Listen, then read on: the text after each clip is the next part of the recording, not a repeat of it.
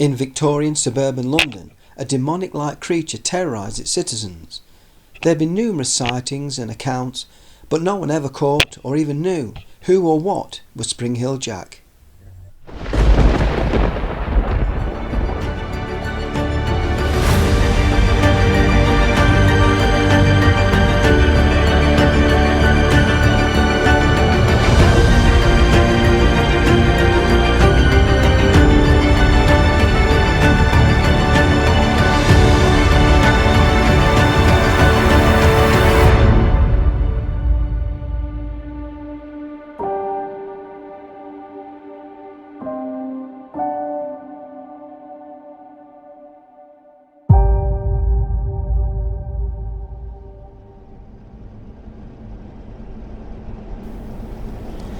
The legend of Spring Hill Jack has been around since 1837, when the first sighting of this mysterious figure occurred. Mary Stevens was walking towards Lavender Hill in London, where she worked as a servant. As she headed along Clapham Common, a frightening figure leapt out at her from a dark alley.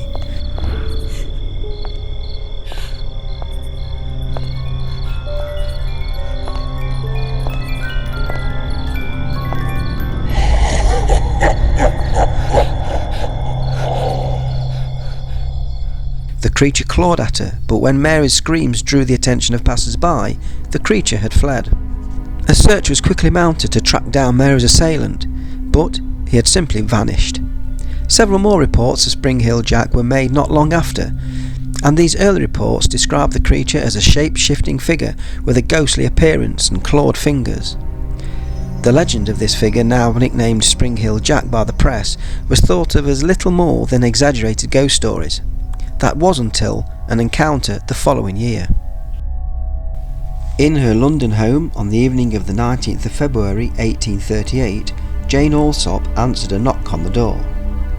Upon answering, a cloaked figure asked Jane to bring a lit candle to the door, because they had just found and captured Spring Hill Jack in the lane.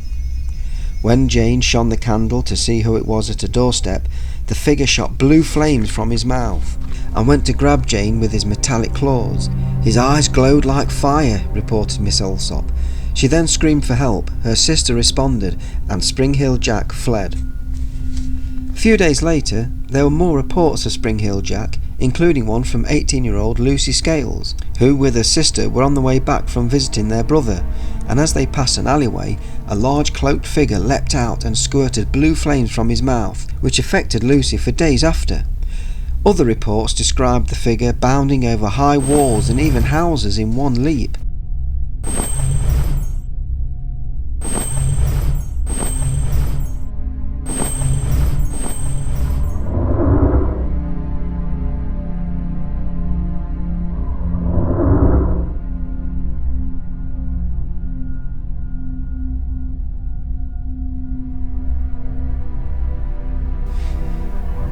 The antics of this demonic creature even reached the Mayor of London, who seemed rather sceptical of the whole thing, but Spring Hill Jack was reported in many papers of the day. The legend of Spring Hill Jack had reached local theatres and plays, and had become the subject of several penny dreadful publications, and after more reports, the Mayor of London revealed he had himself received a letter of complaint in which it stated that some individuals of the highest ranks in life had laid down a wager with a mysterious and foolhardy companion that he dare make the risk of visiting villages around London in 3 disguises: a bear, a ghost and the devil.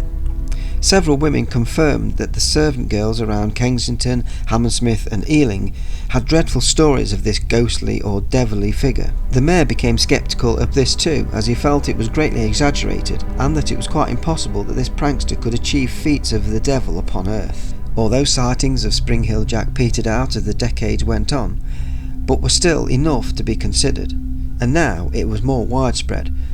Reports of a devil-like creature spread from Northamptonshire to East Anglia, Aldershot and Liverpool, all throughout the 1870s up until the early 20th century. And even today, sightings of this mischievous, paranormal impish figure continue, albeit few and far between. The last known sighting was February 2012, when the Martin family saw a dark figure with no features bound across the road in front of them before jumping over a 15-foot roadside bank, all in a matter of a couple of seconds. So who or what was Spring Heel Jack? One theory places the Marquis of Waterford as the main suspect. He was frequently in trouble with the police and authorities for his wild antics and drunken behaviour, and had a liking for doing all manner of things for a bet. His behaviour was such that he was nicknamed the Mad Marquis. It would also match the Lord Mayor's accusation that Spring Heel Jack was the work of the young, unruly aristocrats. In addition, it was said that Spring Heel Jack wore an elaborate crest with the letter W in it, W being linked to Waterford in reference to the Marquis of Waterford. But what about his supernatural abilities? Were these exaggerations born out of the penny dreadfuls and media stories of the accounts of Spring Heel Jack, or was he really from another realm?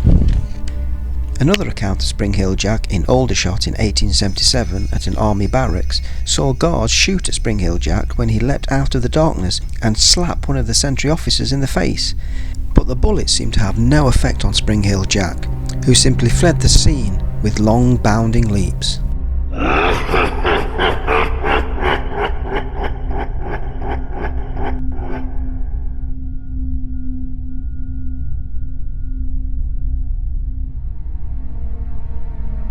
Sightings of Spring Heel Jack became less frequent as we entered the 20th century.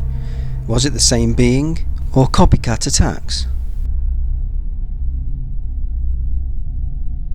Does the supernatural abilities of Spring Heel Jack indicate a non-human entity, or was it in fact a noble prankster who somehow had the means to create these elaborate effects which give the illusion of supernatural abilities? So what do you think? Who was Spring Heel Jack? Was he a supernatural entity, or was it indeed the work of a mischievous aristocrat? Well, I'll leave that with you. Until next time, good night.